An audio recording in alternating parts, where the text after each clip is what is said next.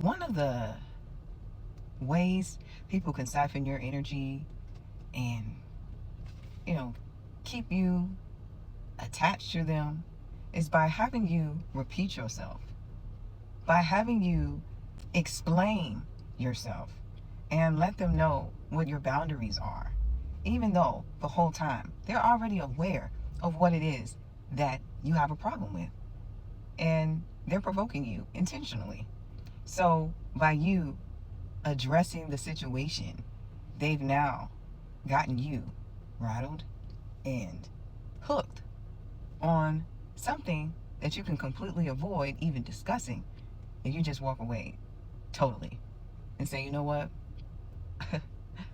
If I have to repeat myself, then clearly you don't respect me enough, and that's enough for me to be done.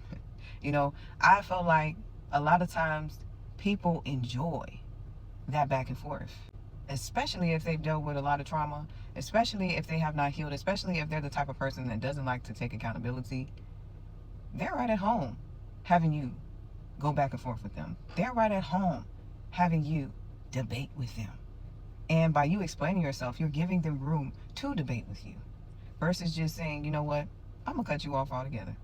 And that way, you remain in your power and you sustain your peace. And I was thinking about that word standard. To have standards is to stand on certain principles, to stand in your truth, in your boundaries. And that comes with a certain stance. So with that being said, either people are going to respect those standards or they're not.